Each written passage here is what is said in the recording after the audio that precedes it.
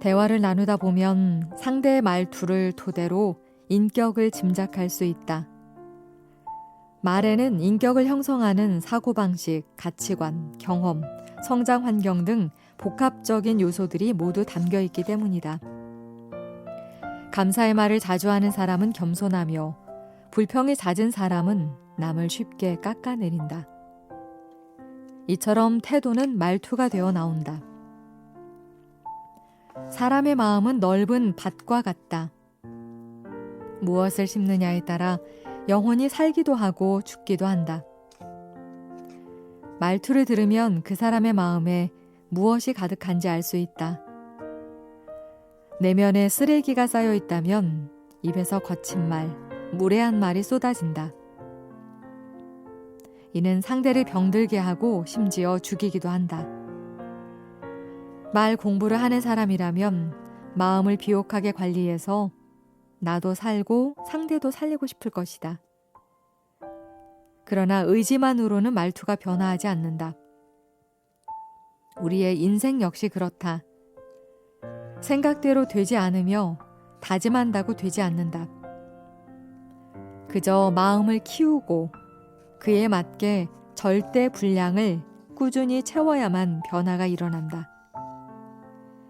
이때 선한 것과 악한 것 둘 중에 무엇을 마음밭에 많이 심었느냐에 따라 말투와 행동, 생각이 결정된다.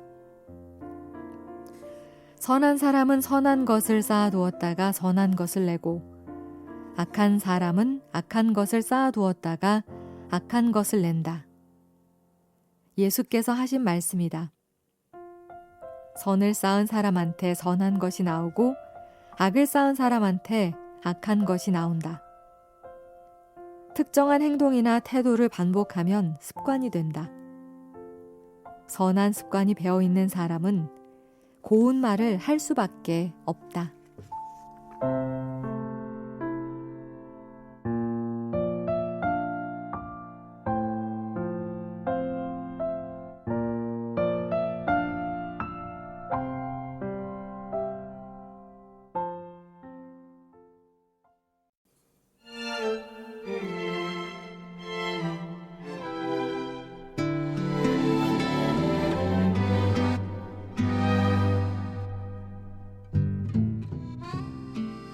많은 이가 자신의 말이 먹히면 대화가 잘 통한다고 생각한다. 자신의 생각을 제대로 보여준 거라 믿기 때문이다. 하고 싶은 말만 하다 보면 자기 주장이 강해진다. 그러다 자기도 모르게 목소리가 커지거나 버럭하게 된다. 갈등이 일어나고 대화는 거기서 끝난다. 자신의 말만 하는 것은 소통이 아니다.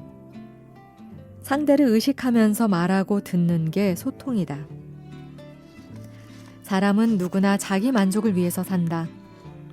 자기 욕구를 충족시켜야 행복한 삶을 살게 된다고 믿기 때문이다. 자신만을 위해 살면 개인적, 이기적이 된다. 모두가 그렇게 살면 세상이 망하는 줄 알면서도 이기적인 욕구는 도덕적 가치를 늘 이긴다. 크고 작은 분쟁이 끊임없이 일어나는 이유다. 자신의 욕구가 소중한 만큼 상대의 욕구도 인정해야 하며 상대에게 양보를 바랐다면 자신도 한 발 물러나야 한다. 이것이 조율이다. 피아노를 조율할 때 먼저 기준이 되는 건반 한 개의 음을 맞춘 뒤 그 음에 따라 옆에 있는 건반들을 손보기 시작한다. 그렇게 88개의 건반 전체를 조절해서 음정을 조화롭게 만든다. 나쁜 말은 입 밖에 내지 말고 덕을 세우는 데 필요한 말이 있으면 적절한 때에 해서 듣는 사람에게 은혜가 되게 하십시오. 에베소서 4장 29절의 말씀이다. 거친 말을 한다고 해서 자기 주장을 관철할 수 있는 것도 아니고 모든 상황에 적용되지도 않는다. 누군가에게 모욕을 주어 자신의 우월함을 드러내는 건 아주 비겁한 일이다. 내 말이 진심이라 할지라도 무례한 표현으로 말투가 험해지는 것을 경계하자. 성경이 말하는 대화는 나를 돋보이게 만드는 수준을 넘어 듣는 사람에게 초점을 맞추는 데 있다. 이웃 사랑은 내가 수단이 되고 상대가 목적이 되는 것이다. 상대 중심으로 말하는 방식이 성경 대화법이다. 듣는 사람에게 적절한 때에 필요한 말, 즉 선물을 건네듯 말을 건넬 때 서로 은혜가 된다.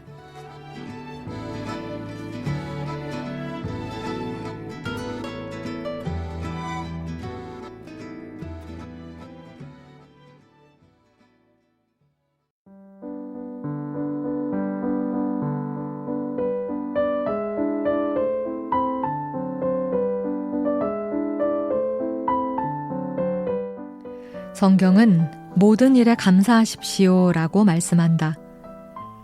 감사는 선택이 아니라 필수다. 우리는 큰 선물을 바라다가 날마다 받는 작은 선물을 잊곤 한다. UC 데이비스 대학의 로버트 에몬스 교수는 학생 192명을 두 그룹으로 나누어 10주 동안 일기를 쓰게 했다. 한 그룹은 감사했던 일 위주로, 다른 그룹은 괴로웠던 일 위주로 쓰게 했다. 2달 후 감사일기를 쓴 그룹의 75%가 다른 집단에 비해 행복 지수가 높게 나타났다. 이들은 숙면했고 더 많은 운동을 했고 업무에서 좋은 성과를 냈다. 감사일기가 치유의 도구로 가능하다는 것을 확인시켜줬다. 또 스트레스를 받을 때 감사해야 하면 뇌가 리셋되는 효과가 있다는 연구 결과가 나왔다.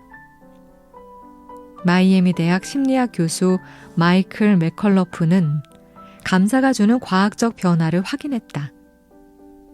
불안, 분노, 우울 같은 부정적 감정을 느낄 때는 오른쪽 전전두피질이 활성화되는 반면 열정, 긍정, 활력 같은 긍정적 감정을 느낄 때는 왼쪽 전전두피질이 활성화되어 스트레스가 완화된다. 이것이 뇌의 리셋 버튼을 누르는 효과다. 그러니 지금부터라도 근심, 걱정, 두려움이 뒤섞여 포기하고 싶은 상태라면 감사 리셋을 작동시켜보자. 그간에 감사했던 일들을 떠올리는 것이다. 감사의 첫 번째 수혜자는 자신이라는 점을 기억하자. 사회가 점점 혼란해지는 이유는 우리에게 감사가 없기 때문이다. 이처럼 모든 일에 감사하십시오라는 성경 말씀에는 과학적 논리가 숨어 있다. 지금 바로 주변에 감사의 말을 하자. 일상을 떠올리며 감사의 혼잣말을 해도 좋다. 감사합니다 라고 말하는 것은 감사 일기를 쓰는 것보다 쉽고 빠르다.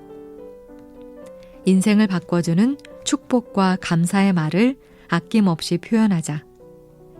매일매일의 감사는 당신 인생의 리셋 버튼이자 삶의 치트키가 되어줄 것이다.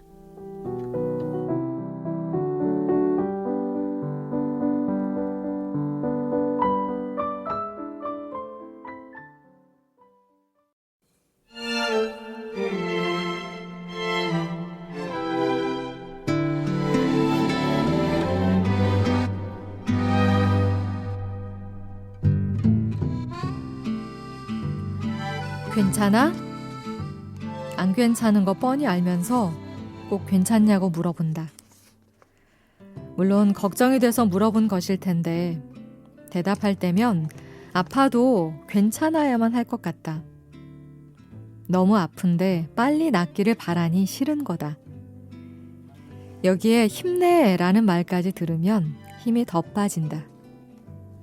한껏 지쳐있는 사람한테 힘내라는 말은 내일 아니니 알아서 잘 이겨내 라는 말로 들릴 수 있다. 헤어질 때 제발 이 말만은 안 했으면 좋겠는데 결국 하고 만다. 다 잘 될 거야. 위로를 전하고 있지만 모두 상투적인 말들이다. 괜찮아? 힘내. 다 잘 될 거야 같은 영혼 없는 위로는 괜찮지 않고 힘나지 않고 다 잘 되지 않는다. 빨리 회복하라고 강요받는 기분만 든다. 어설픈 위로가 되려 독이 되는 순간이다. 나도 힘든데 너는 오죽하겠니? 라는 말처럼 우리는 그동안 자신의 입장에서 위로를 해왔다. 마찬가지로 힘내, 파이팅처럼 1초도 안 되는 말에 진심을 담을 수 없다. 다 괜찮아지겠지 라고 말하는 순간 상대와 나 사이에는 적막함이 흐르고 막힌 담만 생길 뿐이다. 얘기가 통하지 않는다고 생각한 상대는 나와 거리를 둘 것이다. 그가 저주하기를 좋아하였으니 그 저주가 그에게 내리게 하십시오. 축복하기를 싫어하셨으니 복이 그에게서 멀어지게 하십시오. 시편 109편 17절 말씀. 하지 말을 말할수록 나를 멀리하는 사람은 늘어난다. 내가 할 수 없는 것들도 많아진다. 부정한 말로 모든 것을 가둬놓기 때문이다. 반면 축복해라는 말은 가능과 확신을 심어준다. 나를 돕는 사람들이 점점 많아지고 복된 길을 열어놓기에 기적을 얻는 삶에 가까워진다. 성경은 자기 중심적 사고에서 상대를 배려하는 삶으로 우리를 변화시켜준다. 스스로가 바뀌어가는 과정 중 하나가 바로 축복의 말을 건네는 것이다. 당신이 뭐뭐 되기를 바랍니다로 끝을 맺는 하나님의 은총이 닿기를 바라는 기원에는 그 어떤 위로보다 상대를 진정으로 응원하는 마음이 담겨 있다. 축복은 오직 상대를 위한 말로 영혼의 생명을 불어넣는 기적의 언어다. 이처럼 성경 속의 지혜는 자기 중심적 사고에서 상대를 배려하는 위치에 설 수 있도록 우리를 이끌어준다.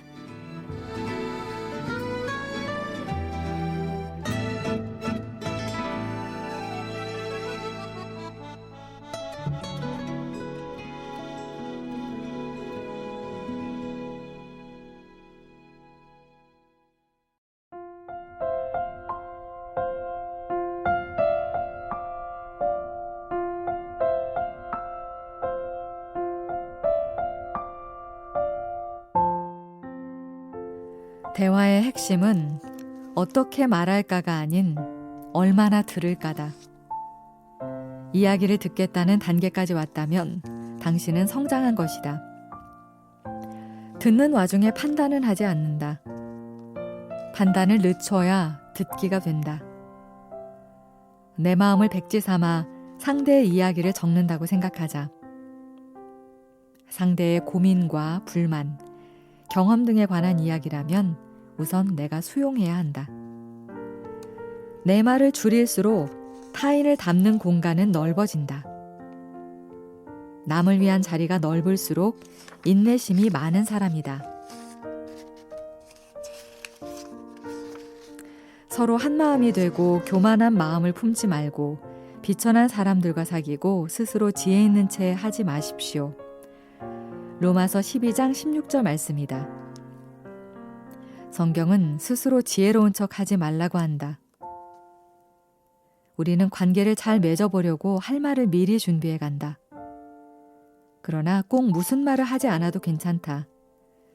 상대가 얘기하도록 질문하는 것도 괜찮은 방법이다. 사람은 자신의 경험을 나누고 싶어 한다.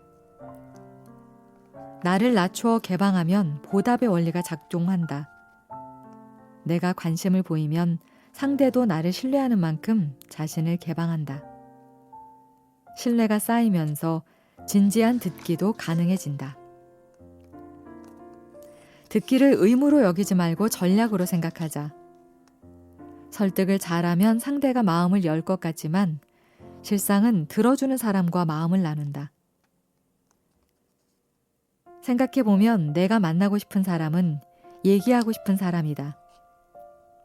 우리는 자신의 이야기를 들어줄 사람을 찾는다. 이처럼 듣기는 무한한 가능성을 갖고 있다. 말하기보다 눈에 띄지 않고 수동적이기 때문에 과소평가될 뿐이다. 능동적인 듣기는 엄청난 능력을 발휘한다. 나는 성도들의 아픈 사연, 기도 내용 등을 들을 때마다 이들이 정말 위대하다고 생각한다. 내가 경험하지 못한 엄청난 고난과 싸우면서도 기도를 통해 주어진 삶을 이겨내기 때문이다. 이들이야말로 진정한 천재이고 이들이 이겨낸 고난에 대한 이야기들은 고스란히 내게 지혜가 된다.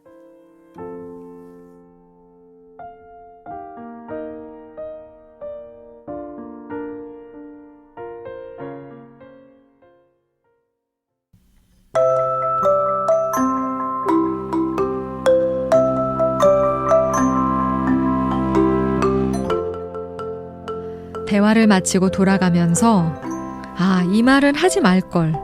괜히 말했어 라고 자책한 적이 있을 것이다. 저자는 후회했던 말을 귀찮더라도 3가지 이유에서 메모장에 적는다.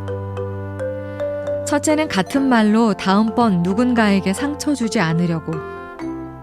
둘째는 내가 한 말에 후회하고 싶지 않아서. 마지막은 말 조심하려고 적는다. 실수를 기록하는 일은 아주 성가시다. 각고의 노력 없이는 정말 하기 어렵다.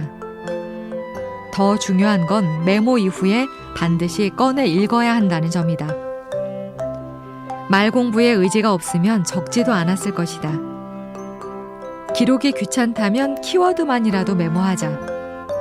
특히 화났을 때, 잘못했을 때, 싫어하는 사람 앞에서 퉁명스럽게 했던 말들을 더듬어 끄집어내보자. 그때 했던 말이 자신의 진짜 모습이기 때문이다. 어떤 말투를 쓰는지 점검이 필요하다고 판단한 저자는 바둑의 복기를 대화에 적용하면 큰 도움이 될 거라고 생각했다. 그래서 실수했던 말, 뜨끔했던 말, 반복하는 말 등을 스마트폰에 적기 시작했다. 다음에도 말 실수를 줄이려면 어떤 말로 왜 잘못을 범했는지 알아야 했기 때문이다. 매번 기록하는 일은 번거롭지만 그렇다고 긴 시간을 뺏기는 것도 아니다. 대화를 복기하는 효과는 아주 탁월하다. 말 공부는 이론만으로 실력이 늘지 않는다. 경건한 자세를 습득하고 훈련해야 학습 효과가 나타나 말의 품격이 생긴다. 내 말투를 전부 바꿔보겠다고 애쓸 필요는 없다. 첫마디만 바뀌어도 말투의 질이 달라진다. 대화 복기로 학습이 되면 첫마디를 어떤 말로 할지 내가 선택할 수 있게 된다. 생각 없이 말하는 게 아니라 말할 준비를 하고 들어가는 것이다. 첫마디에 따라서 뒤에 이어질 분위기도 달라진다.